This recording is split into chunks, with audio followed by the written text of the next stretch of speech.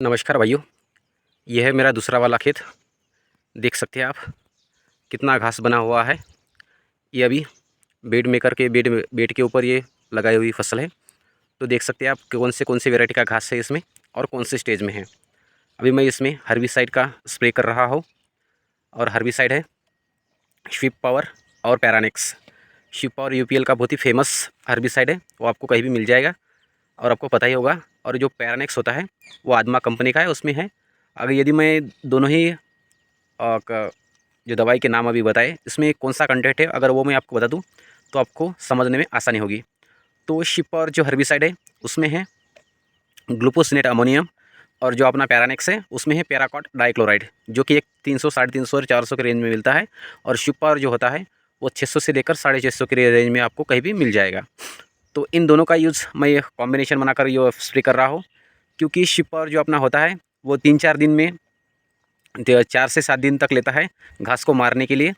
और जो कोई घास रह जाता है स्वीप पावर से उसे मारता है पैरानेक्स पैराक्वाट डाइक्लोराइड।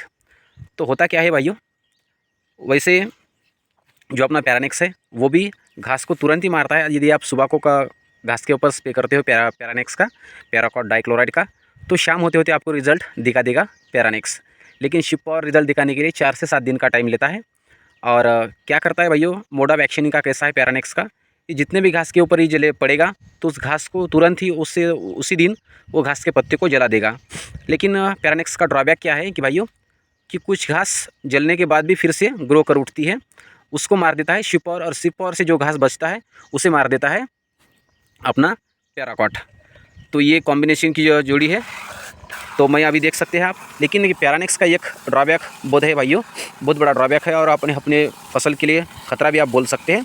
कि यदि ये हमारे जो इतनी छोटी छोटी कपास की फसल है, अगर उसके ऊपर तो जलेगा, तो पत्ते के ऊपर अगर ये गिरता है तो ये पत्ते को तो जलाएगा, लेकिन अगर उसके पौधे के क्या बोलते हैं अजी तने के ऊपर भी गिरता है तो ये तने को सुखा देता है, और अपना पेड़ जो होता है वो टूट के नीचे गिर पड़ता है। लेकिन इसकी खास बात यह है कि अपने फसल के ऊपर कोई भी साइड इफ़ेक्ट नहीं है यदि हम इसे बचा कर स्प्रे करते हैं। तो जो सिलेक्टिव हर्बिसाइड होता है, जैसे हिटवीड हो गया या कौन सा भी हो गया सिलेक्टिव हर्बिसाइड, जो फसल को नहीं मारता घास को मारता है, तो क्या होता है उससे भाइयों कि घास जलती तो नहीं है लेकिन कुछ दिन के लिए शॉक में चली जाती है। ऐसा इसका शॉक भी वगैरह कुछ नहीं है अपनी फसल के ऊपर, खास करके कॉटन क्रॉप के ऊपर।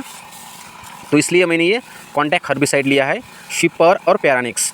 पैरानेक्स की मैं आपको यदि इसकी डोज की अगर बात किया जाए तो डोज की बात करें, जो स्वीप पावर मैं ले रहा हूँ 50 ml, और पैरानेक्स जो पैराक्वाट डाइक्लोराइड है ये मैं ले रहा हूँ 50 ml। दोनों ही 50-50 ऐसे 100 ml लेकर मैं स्प्रे कर रहा हूँ अपने इस फसल में घास के ऊपर।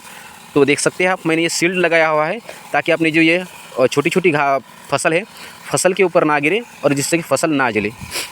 तो इस घास के ऊपर अभी मैं स्प्रे कर रहा हूँ, तो इसका रिज़ल्ट का भी वीडियो मैं इसी वीडियो में जोड़ दूँगा।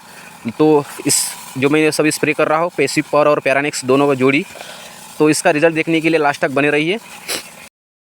देख सकते हैं भाइयों, आज का 5वां दिन है इस जगह पर हमने हर्बिसाइड का स्प्रे किए हुए। तो आज 5वें दिन के बाद आप देख सकते हैं कैसे घास मरा हुआ है। आपने इससे पहले देखा होगा कि इस जगह पर कितना घास बना हुआ था, आज 5वें दिन के बाद कितना घास कंट्रोल में आया है। आपको जो बची कुची घास जो दिख रही होंगी वो एज में ज़्यादा थी भाइयों, इसलिए आपको ये दिख रही होंगी।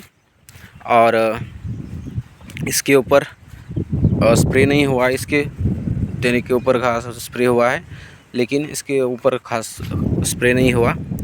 तो इससे आपको लग रहा होगा कि कुछ घास अभी भी बची हुई है, लेकिन भाइयों ये तो घास बची हुई है, ये घास फिर भी जल जाएगी दूसरे इसके बाद के स्प्रे में। लेकिन जो क्या बोलते हैं अर्ली स्टेज वाली जो घास थी, जो 2 पानी थी, वो नई उगी थी, वो पूरी की पूरी जल चुकी है भाइयों। अब नई सी जो नेक्स्ट जनरेशन निकलेगी उसके लिए हमको बहुत समय मिलेगा। तो ऐसे ही यूज़ कीजिए, और एक बार आप अपना खेत पूरा सफा कर लीजिए, उसके बाद जब नई घास निकलेगी तो बहुत जल्दी आप स्प्रे करेंगे तो वो बहुत कम स्प्रे से भी वो जल जाएगी। आपका खरपतवार नाशक भी आपको कम लगेगा और आपका खेत भी अच्छा रहेगा। तो आप ये ध्यान रखिए कि जितनी जल्दी हो सके उतनी जल्दी आपको खेत पूरा अपना सफा कर लेना है। उसके बाद फिर आपको कोई दिक्कत नहीं आएगी घास को साफ़ करने के लिए। तो ये था आज की वीडियो में, मिलते हैं नेक्स्ट वीडियो में। जय हिंद।